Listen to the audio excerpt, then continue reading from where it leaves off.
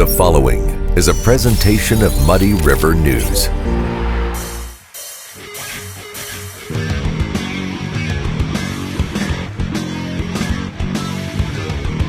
Hey everybody, welcome to the Daily Muddy. I'm Ashley Conrad, and joining me today we have the lovely Nikki Shields and Mr. Chad Douglas, and I'm sure Chad may look familiar to a lot of you folks who are in or around Quincy area.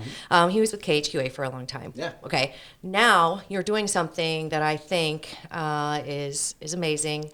It's very prevalent and becoming more and more prevalent. And one is podcasting, but two, the purpose of this podcast is mental health, specifically of children, correct? Yes. Okay, the name of this podcast is Scrambled, which I think is a very interesting name. It definitely describes my brain a lot of the time, right? Okay, so tell me how you came up with Scrambled, what the idea was. Sure. So a little bit of backstory here. When I was in the TV broadcasting business, I kind of found a niche of talking about difficult topics that people might have found taboo or didn't like to talk about. And I did a two-part series on childhood anxiety, and that's where Nikki and I met. She's a licensed behavioral therapist for children. And so she was an interview for that subject. And then when I left the TV business, I no longer had the platform to kind of do that. Right. I live with anxiety in my household, and so it's very prevalent, it's very prominent in my brain. And it's my son who has it, and he was 10 at the time and was in a panic attack. And so once we got finished with the panic attack and got him calmed down and in a nice, safe place, I was like, help me understand this. And he just says, my brain just feels scrambled. I got so much going on. And so when I thought of the idea for a podcast about this, once he said that, I was like, Yeah. I like that name because it makes sense. Yeah, it's but like yet a it's light different bulb. enough and you don't associate it with mental health. I love it. So, as I said, it's becoming more and more prevalent. I'm sure on your podcast you talk about, I've never heard it, but I do plan on listening to it. I didn't know it existed, but that's okay. So now Great. I can't wait That's to. why we do this. I can't wait to listen because it's something. I have two small girls in my house, and I don't think it's just the pandemic, but of course that didn't help. Did not. Children today have so much. Well, everybody today has so much. I mean, it's just being a person is hard, period. It's so hard. And then being a child in a society that is just so fast-paced, so, it's based on instant gratification. Everything's changing so rapidly. It's just, it's got to be tough for kids. It's tough on me. And I know watching my girls on a daily basis, the things that they have to deal with, even in grade school and middle school, it seems like, we always say, been there, done that, but we haven't, right? Our kids are going through things that we've never experienced. That's a good point. Through social media, like I said, instant gratification. We were talking earlier, likes. Everybody has a perfect thing, right? So tell us about some things that you guys kind of tackle on the podcast. And I'm sure these subjects are all very, hot topics for you. So that's Well, we started out, we wanted people to understand what anxiety is, because anxiety is what, brought us together to work on this project and was what we were seeing the most of. And so there's first several episodes are introducing what is anxiety, what does it look like, how might you see it, what does it look like in the classroom, why do some kids with anxiety look like they're really angry and acting out while other kids might be more withdrawn. And so we started with an introduction on what is this, and then we've dabbled into other areas of mental health as well, because of course mental health is not just anxiety. And so right. And as we go along, we plan to have additional episodes about different types of disorders that children may deal with. And then the other big focus has really been, what can parents do? What are hands-on, easy, practical things that work that can help your kids deal with whatever mental health issues they might be dealing with? Because absolutely. the parenting part of it is hard. And you said childhood is different now, but I think parenting is too. Parenting is so different. And, I'm sure there are other people out there, and I'm sure you guys have experienced this. Every day I feel like I'm messing up. Every single day. Yes. Because like I said, being a person is hard. Being a parent is like, phew. Yeah. You never know what the heck you're doing. I mean, even the best parents out there, maybe I'm wrong, but I feel like they probably feel like they're screwing up all the time as well. Absolutely. So being a parent is difficult. Being a parent to a child with anxiety or other mental health struggles has got to feel just so overwhelming. And so what do I do? How do I help? So your podcast aims to not only kind of help identify, it helps the parents kind of, maybe feel like they're not screwing up on a daily basis, right? Make them more comfortable. We all are. But I mean, sure. we are, yeah. And Trust me. That's Yeah. important to know. And, Yeah. and we've talked about in an episode, a couple episodes ago, we had an author, a lecturer at Harvard, and I started to finish her sentence for her, and she was talking about using compassion. And I'm like, for the kids, use for yourself. And I was like, Oh, now there's use an idea. compassion for yourself and knowing that you're doing the best that you can, and Yeah. you are going to mess up. Yeah. But you know what? We're all some of us are better than others, as I struggle to find words in communication. Yeah. And it's a matter of talking. And yes, people get frustrated. Yeah. This morning got man. frustrated. So this afternoon I hope to have a nice calm conversation Right. with my son about, okay, this is what happened. How can we handle it better than next time? Right. Because it's going to happen. It's going to happen know it again. is. Well, and your kids are going to let you know. I mean, if your kids are like mine, they're like, gosh, Mom, you just don't know anything, which clearly we're all just idiots, right? To our kids. Yeah, we know Make it nothing. sometimes. Yeah. Yeah, and it's like, okay, well, I know I've messed this up. Now, how can I do better? Or, how do I know sometimes I struggle with even, yes, the compassion, the compassion, the communication is all very important. I sometimes don't even know what my child is going through because she doesn't really communicate very well. Sometimes our personalities are, just different. We just don't, we may not communicate in the right way, which I know I struggle with my children. Another thing is understanding for me that talking about mental health, right? So that's something that you guys mentioned is very important. Just normalizing having conversations about mental health, because for a long time it was like, we don't talk about that, right?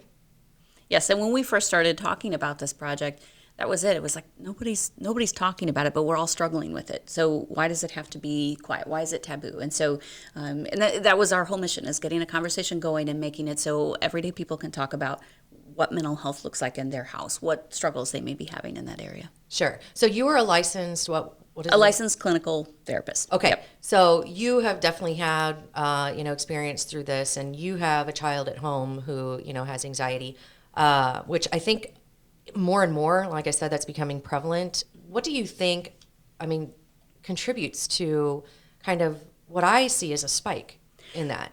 So I'll take that one. Yeah, I was That's gonna- one of Yeah, my favorites. yes, do it, So please. I think it's been there a lot longer than we know. I mean, I also was a child with anxiety, and so this subject is near and dear to my heart because we didn't know what it was. And I remember being 8 or 9 and going to doctors, and nobody could really tell me what was wrong, and my parents didn't know, and they did a really good job, and they definitely checked all the different things, but it wasn't a medical issue, and so there really wasn't a label. I was in college before I knew that what I had dealt with as a young child was anxiety, and so that's kind of what motivates me. Is I want families to be able to talk about this and figure out the solution and where to go and different ideas and how to navigate the whole process, because there's help and there are many other people experiencing the same thing. Which is awesome. So one question. I'm sorry. Go ahead. Well, I was going to say, it is a process. I mean, Yeah. that's the key word there, is because it's not like you're going to go in and see either your primary care provider or a therapist or a psychiatrist and get it fixed. Right, get a diagnosis and then get an answer. It's a long process, and there's a lot of different trails to go down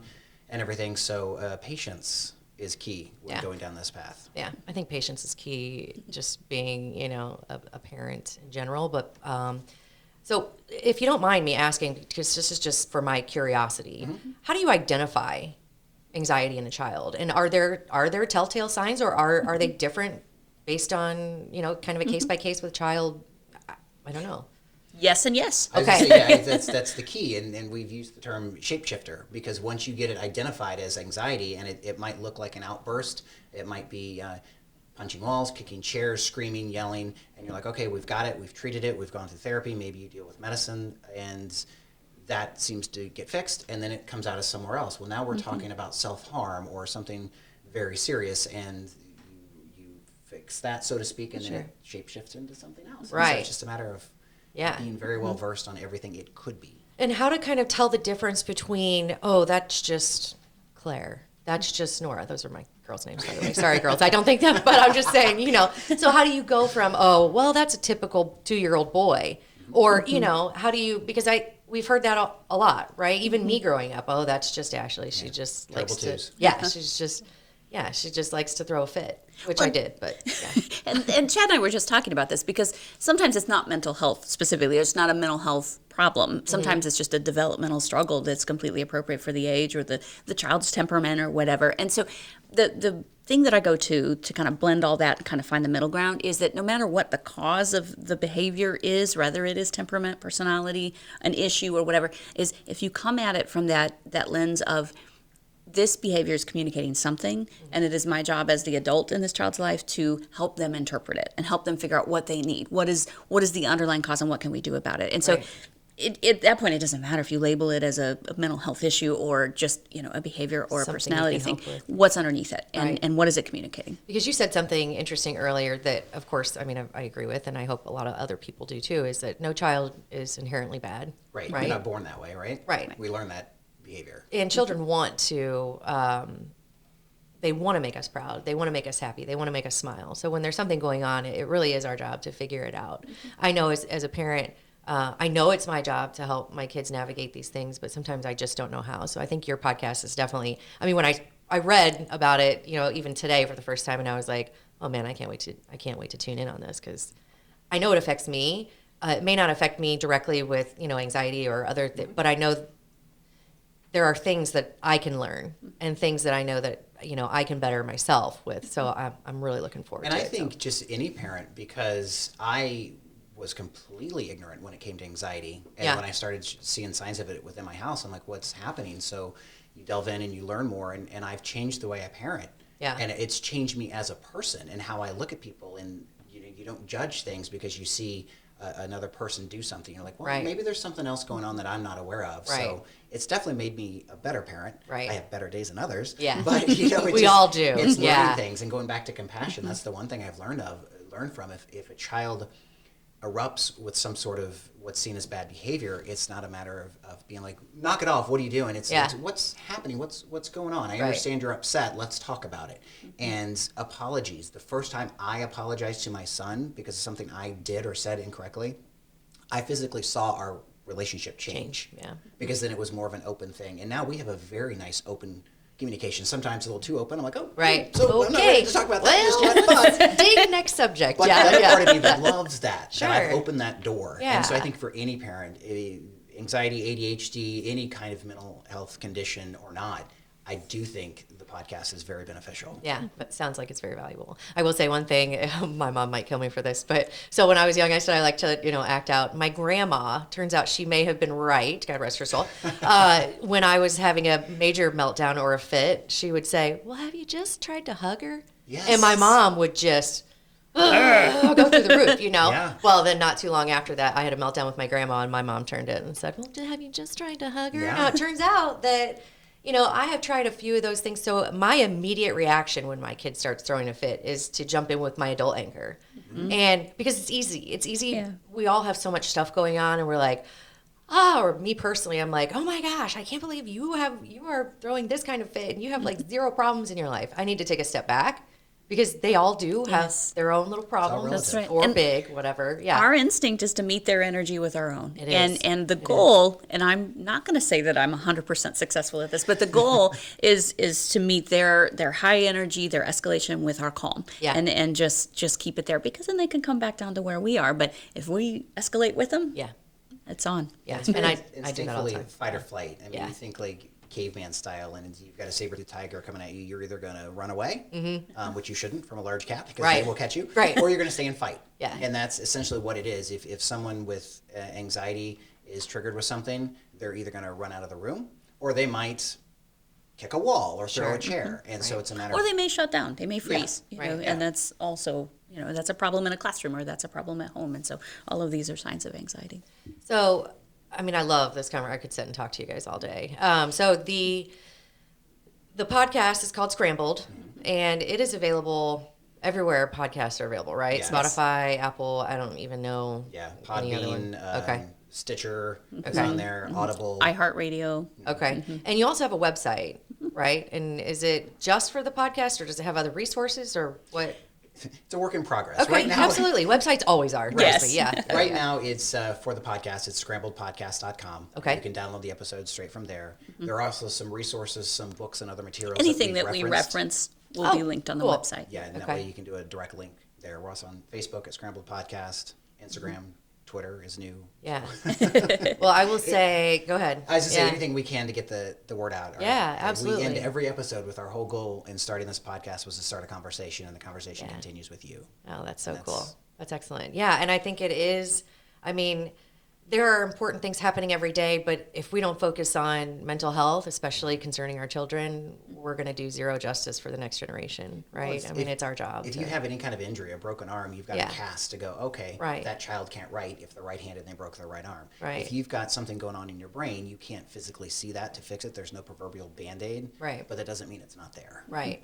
And then, you know, because it is ever evolving and just constantly at a really fast pace, I mean, it's just, you know, I think I mentioned earlier, I don't know how to, like I said, we say we've been there and done that, but our kids are dealing with so many new things and we don't really know. And I think having a resource like this, knowing about resources like this is just, it's so important for parents, teachers, anyone who has, you know, has children in their life. I mean, which is pretty much everybody. If you have, you know, if you have a chance to impact a child's world in any way or the other, in one way or the other, then listening to this podcast is probably going to help, right? That's our goal. Yeah. So normalizing discussions around mental health, normalizing children talking about their mental health, normalizing communication and compassion surrounding it. I think it's just, this is amazing what you guys are doing. And I will say on the positive side of the kids talking about it,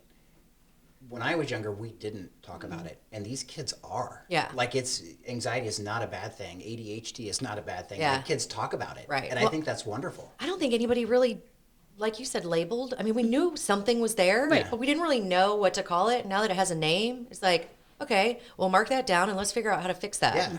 So I love what you guys are doing, and hopefully this just like skyrockets your viewership, because only good can come of it, right? Just familiarity and We like to think so. yeah, and communication. No, I think this is great. Anything else that I didn't touch on that you feel like we want to chat about? The only other thing I was thinking is when I approached Nikki about co-hosting the podcast, she even kind of mentioned, even as a behavioral health therapist, that there's such a need for it right now, and if there's wait lists everywhere, that this gives somebody a little bit of something while they're on that wait list before they can see a professional. Right. Then that's great. Kind of like an intermediate help Yeah. desk type thing. Yeah, I love it. Well, okay, so aside from the podcast, if someone has questions, can they reach out to you? Do you offer? We have an email address. Okay, It's okay. thescrambledpodcast@gmail.com. The Scrambled Everything Podcast. else is just Scrambled Podcast. But we have Perfect. to throw in for Yeah. Gmail to work for whatever reason. Because you gotta love Gmail. And there's also a link on the website that you can send messages directly to us through that. Perfect. Well, I appreciate it. I love what you're doing, and hopefully you keep it up. I can't wait to listen to you guys. Well, thank you Well, very thank much you for so the- much. for the platform. This is great. Yeah, love it. We'll thank Bob too. Thank you, Bob. Thanks, Bob. Appreciate it. All right, it was great talking to you. Have a great day. You too. Thanks. Well, there you have it. Be sure to check out Scrambled Podcast with Chad Douglas and Nikki Shields. Coming up, Jim Molidor shows Bob around Quincy Discount Warehouse.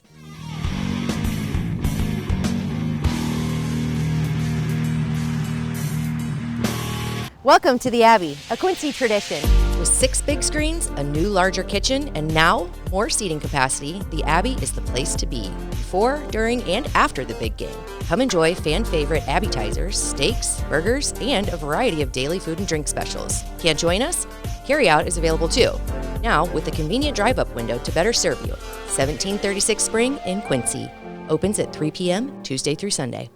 Come join all your friends at the Abbey, a Quincy tradition. Quincy Warehouse Bargains is your Quincy home improvement store. It's the only store of its kind in the Quincy area. We offer flooring, mattresses, area rugs, dining sets, couches, appliances, and much more. And have more products to come so we can better serve the Quincy and tri-state community. Our staff is ready to help you find what you need to make your house a home. Quincy Warehouse Bargains, 4100 North 24th Street, Quincy. There's a reason Harvey's Furniture has been around for over 75 years. Exceptional quality furniture, affordable prices, superior customer service. The only way to stay in business for over 75 years is to do things right. Harvey's Furniture. Our home, your home. Instant Replay is your local sports bar. With 18 big screen TVs, we have all the sports packages from college games to pro games. We offer daily drink specials, and come check out the Bullpen, our newly renovated beer garden. Instant Replay, 2739 Chestnut in Quincy. Are you looking for the perfect venue for your next special event? Check out Utopia Event Center. Utopia has a large banquet room and an awesome bar area, perfect for anything from birthday parties to formal corporate meetings. It also offers a photo booth, stage for a DJ or a live band, and a fully stocked bar, all for only $300. Check us out at utopiaeventcenter.com or call Barn at 217-430-6559 for more information. Utopia Event Center, 900 North 12th Street in Quincy. You told me you have 6 locations now? Yes, we have 6 locations. So we started in Jacksonville, and then in 2018 we got Galesburg, and then 2020 Quincy and Ottawa, Illinois came on board, and then just this February we got Burlington and Muscatine, Iowa. So we're in 2 states now. How do you, this place? My wife and I, she grew up down in St. Louis and had a place called Hood's that her dad would take her to, and they would just find stuff that they needed because he was a very handy guy. I am not a handy guy, but still, I will try, and she usually shows me most of the stuff. And then, of course, for years there was Baby Building Supply, but this has filled that niche of that place where if I need something, I'll probably find it here. Yeah, I would say I characterize our stores as home finishing and home furnishing. So in home finishing, we have the flooring, which is a big seller for us, but we also have windows, doors, we have insulation, we have water heaters, we have countertops, we have vanities. Everything that, if you're building a home or, really remodeling a home, we have all of that materials. But then home furnishing is the furniture we're sitting on. We have appliances from dishwashers to refrigerators, stoves, washer, dryers. We have rugs, tables, chairs, things to furnish the home. And then we also have really fun stuff that comes in too. We have camping equipment, we have dog kennels, we have bicycles, we have toys, we get golf equipment sometimes. So in fact, we recently got a load of skeletons that play the banjo. And well, it's Halloween. Yeah, they're sold out now. So already gone. Yeah. Thanks, fellas. Well, tomorrow you'll catch me right back here in this hot seat for Club Muddy. We'll see you then.